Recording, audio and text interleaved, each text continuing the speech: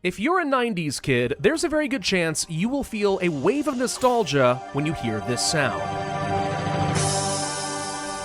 Ah, good old RuneScape from the early 2000s era, a truly nostalgic and genre-defining game created by Andrew and Paul Gower?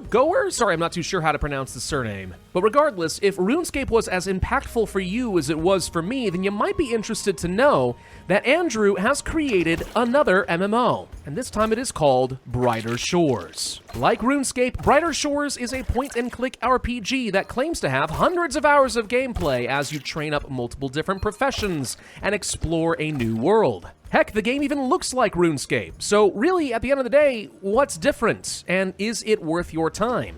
Well, that is the question that I'm going to try to answer today. For those who don't know me, my name is Pravus, and a very, very long time ago, this channel in no small part got its start because of the release of RuneScape 3. Now, those days are long behind us, but when I found out that Andrew was creating another MMO, of course that had to pique my interest. So of course, when the game entered early access on November 6th, I created an account, I put in some hours, and now I'm ready to report back to you. Before we lean too much into the RuneScape comparisons, because I know that is inevitable, let's talk a little bit about what Brighter Shores actually is. When you first start the game, you create a new character who wants to be a guard in Hopeport. And in proper tutorial fashion, the first thing the game has you do is run around and talk to a bunch of different characters, unlock some key utility magical spells, and then get yourself thrust directly into a fight with some goblins. Afterwards, when your captain is injured, you are prompted to go and gather some key materials, mix up some healing potions, and save her life. Alright, pretty basic stuff. And if you're a RuneScape enthusiast or an old veteran like I am, this whole process is going to feel very familiar to you, like wearing an old worn leather glove. It just fits. The movement is very much the same. The way you interact with items or with characters feels very familiar. Even the combat feels pretty much the same as the old RuneScape 2 days, where it's more of an auto-battler than anything else, though you can influence it a little bit by drinking a quick potion. But once you finish the tutorial, your immediate supervisor turns you loose onto the world to do the thing that is the most familiar of all: grind. Yeah, you know those new skills you just learned about? Time to go and do the same thing a few dozen times until you level up so you can do the next thing a few dozen times so you can level up, and so on and so forth until you get to a total level of 60. At which point, you will then be turned loose into another area of the world so that you can learn whole new sets of skills and grind. Now, some people are going to hear that and they're immediately going to say, okay, this is not for me. But the rest of you, especially those of you who played RuneScape back in the day, might be more willing to accept this. I mean, after all, that's kind of really what RuneScape was at the end of the day, wasn't it? One giant grind fest. Or was it? That's kind of a trick question. The answer is obviously yes, but there are some differences in how Brighter Shores seems to approach the grind, and kind of a design philosophy behind the grind that I think is really going to make it distinct from RuneScape, and I hate to say, not necessarily in a good way. I'm getting ahead of myself, though, so let me come back to that point. Let's talk about the world instead. Now, the world itself is broken up into a number of kind of puzzle piece tiles, almost like I was building some sort of a game board. And your vision is restricted to just the piece that you are currently on, which I imagine makes the game a lot easier to instance and probably improves performance in a big way as well. At the same time, it does kind of lose a little bit of sense of the largeness of the world when you can't really see very far, right? So I don't see people running around in the distance, I just see kind of what's right in front of me. There's nothing inherently wrong with this, it's just an artistic choice. I think you'll either like it or you don't, but I do think it's very important for the instancing part of the game, because what it means is the developer is able to build their skills around kind of progressing the same materials at different levels. What do I mean by that? Well, for example, let's take your fishing. You want to go across to this bridge? Cool. When you're first starting out, there's going to be some lesser eels that you could fish up underneath the bridge. But as you level up and get to, let's say, level 8 fishing, those lesser eels will go away, and now you have a gray eel, which fishes exactly the same way, but gives more XP, and it's just a higher level requirement. As you level up further, that becomes a rocky eel, then a roared eel, and so on and so forth. And all of the different resource gathering points do this to some degree or another, which means the developer doesn't need to program as many gathering locations into the game. It can be a lot more compact. Instead of 200 different gathering locations, all with different level requirements, you have, let's say, 16, and they just scale up with you. That's very sensible from a gaming development perspective, but it does mean that for the player, there's not really this giant world to discover. Instead, you kind of are doing a lot of repetitive tasks. Oh yay, now I get to catch the same fish, but a different color. Woo! On the plus side though, for those of you who like the slow progression game, this does mean that it's very easy for the developer to cram a ton of content into a small area, and you'll always have something new that you can pursue until you get to a ridiculously high level cap. In fact, I'm pretty sure that every profession has a maximum level of 500.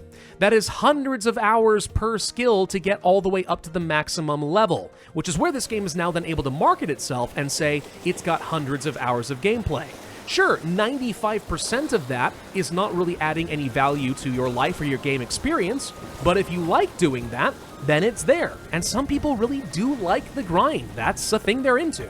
You can speed this up a lot by upgrading your tools to get experience boosts, up to a 25% boost. The problem is you have a level requirement to get these upgrades, so it takes a bit of grinding to get there. And then secondly, it's actually very expensive to upgrade your tools. Probably worth it if you're really dedicated to the grind, but yeah, I mean, if that's all you really have to spend your money on, that's not the most exciting thing in the world. Your other option is to engage in passive skilling, which is something I don't think I've seen in other MMOs, so this is interesting. Basically, once you get up to level 20 in any skill, you will be able to unlock a passive skilling activity. This means that if you log your character out while doing this passive activity, they will continue to ramp up some XP even while you are logged off in the game. So you can come back, the next day or even a few days later, and all of a sudden, you've got yourself a fair chunk of XP. On one hand, that's kind of nice, because it takes away some of the constant pressure for productivity in a game like this. This can get into your head sometimes and become addictive. This is where the memes for RuneScape and Double XP Weekend came into play, where they say that sleep is XP waste. You always need to be productive. Well, now you don't. You can walk away for a while and something is still happening. The cynical part of me kind of wonders if this also exists because some people will be a bit lazier and they won't need as much time playing the game. They'll just kind of take the lower XP option and then they'll walk away and they'll only play for 5 or 6 days a month, but the developer still gets their monthly subscription fee. That may be unfair, that may not be the intention, but I can see it playing out that way regardless. Overall, though, this is all just design decisions, and once you embrace that this game is a slow progression game and the whole point is to see your number keep going up, well then, okay, fine, just embrace that that's what it is. However, there's another component to this that just doesn't feel right to me. How best do I explain this? Let's take a trip down memory lane and actually make some comparisons to RuneScape now. Try to remember the first day that you ever played RuneScape. I mean, if you're going back as far as I am, there wasn't even a tutorial island. You created an account, you dropped into Lumbridge Castle, and that was it. Go figure out what to do, play the game. And there's this great sense of wonder as you try things and you explore this giant world and then realize, yeah, there's like 20-something different professions, but they're all interconnected and work in some way. Oh, look, there's this little goblin that I want to fight. Okay, I can fight the goblin with my bare fists. Oh, but now I've taken some damage. How do I heal myself? Well, I need to eat some food, but if I want to eat some food, I need to first go and fish something, and then I need to cook it. But if I want to cook it, I need to get some logs, and then I need to set it on fire, and then I can eat the food and heal myself. But maybe I want to get better at fighting the goblin. Well, I need to go and mine some resources, and then smelt them into bars, and then turn that into armor and weapons, and so on and so forth. Everything kind of has to work together. And if you really want to progress in the game and take on bigger and bigger challenges, you need to get good at kind of all of those things. There was a reason to grind.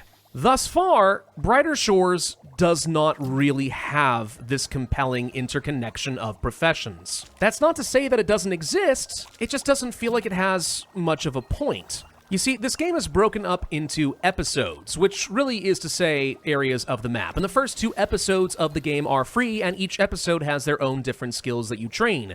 The first one has Guard as a profession, because that's basically your combat skill. You also can fish, you can cook, you can forage, and then you can make potions. But you don't really need food for anything in particular. I mean, all you really do is cook something up and then sell it, and that's how you make your cash. It doesn't lend to any other skill. It doesn't heal you in combat. It's just sort of there, which means that fishing is just sort of there. Well, surely you need the potions, right? And to be fair, those do actually have some uses in combat, but most of the time, you're probably not really going to need it. So it's just kind of there, which means that foraging is just kind of there. Well, okay, you might say, fine, maybe you just go ahead and train those skills and then sell everything to get enough money so you can buy yourself a lot of weapons and armor, and that'll make it easier to train up your combat skills so you can fight cool monsters, right? No, there's no one who sells any gear. If you want to actually get any useful armor or weapons and try to have some variety in the game, you need to get out there and just go fight things and pray for some random drops. And even then, the drops more often than not are kind of useless because the item level doesn't really matter too much. All that matters is the rarity. That's how you get your real power. Well, okay, you'll say, but you have to train up that skill because at least then you'll be prepared to move on into the next episode of the game so you can take on bigger targets, right? Again, no. And this is one of the weirdest parts of this game. When you move on into a different map, into Episode 2, all of your skill and all of your equipment from Episode 1 is completely useless. There's a whole new scout combat skill, and you start at level 0, and you have to start fighting a bunch of level 0 monsters again. And you have to farm out some more gear, and then if you ever go back into Episode 1, which you will do, everything you bring back from Episode 2 is also useless. There is no advantage to being a high-level scout in Episode 1. There are other skills you can train in Episode 2, though. A whole new foraging skill, which also starts at level 0 and does basically the same thing as in Episode 1. You do have woodcutting now, and the ability to actually do some woodcrafting. Is that useful? No. Once again, it's just a skill where you kind of just do it and then sell it to make some money. It's all just sort of there. Well, surely, Pravus, you're just being a little bit of a negative Nancy, right? There's got to be some point to a lot of these skills. You know, in RuneScape, maybe you wouldn't go fighting all the time, but you would train up some of those skills in order to perform various different quests and enjoy some story, right? What about that? Does that exist in Brighter Shores? Yes, there is. There are a whopping 3 side quests in Episode 1 and 2 side quests in Episode 2, and most of those have surprisingly high level requirements, so you won't even be able to do them until you've sunk a pretty good chunk of time into the game. This is, I think, the most important area where the developers can flesh out their game. Add in more quests, and it gives the players reasons to feel more engaged in the world, to go and explore every nook and cranny, and find someone to talk to and something to do. Heck, bonus points if the quests actually require skills from different episodes, so you have a reason to go and travel the entirety of the world, and experience more of the content in order to progress. I have no doubt that this is exactly what the developers are planning to do.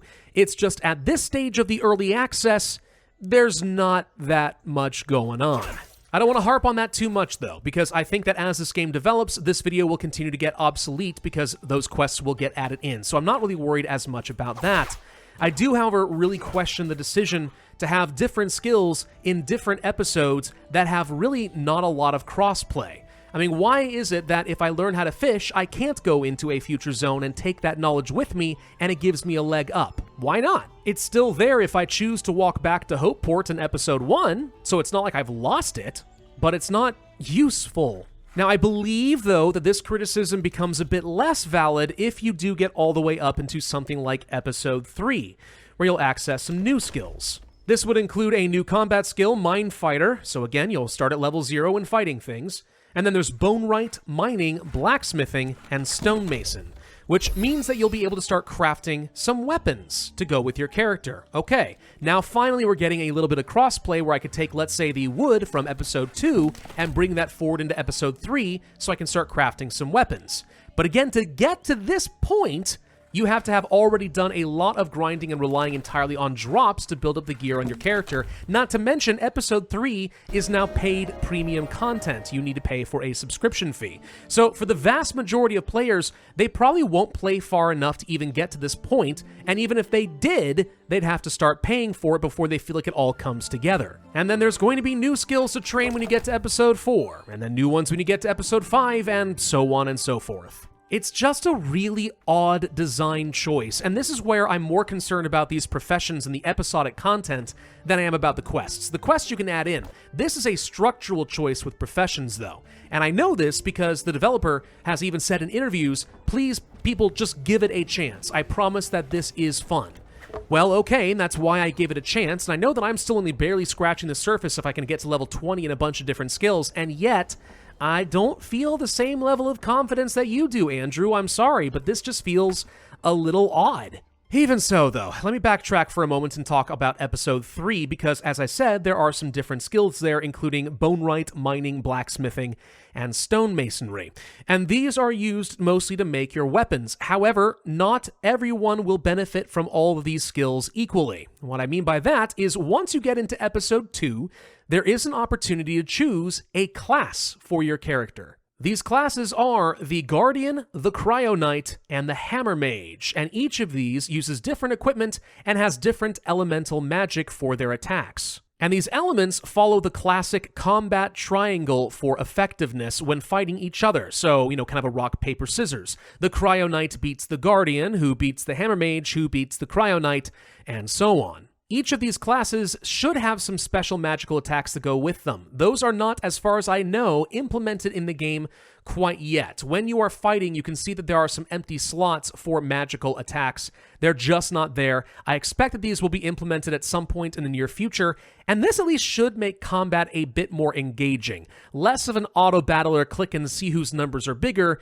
and you'll actually have more things to do. So that'll be a very welcome addition. Now, as I said earlier, each of the different classes does use different types of equipment, and these tie directly into the skills from Episode 3. So the Guardian uses primarily bone armor and weapons, which means you're going to be using the bonewright skill. The Cryo Knight uses mostly metal, so you'll want to do smithing, and the Hammer Mage uses mostly stone weaponry, which means you're going to be doing stonemasonry. So depending on what your class is, you'll probably want to focus on one of those skills and then maybe not spend too much time in the other two. Now, you'd like to think that maybe there's still an incentive to train up those other skills just so you can craft equipment and then maybe sell that to other players for a bit of a profit.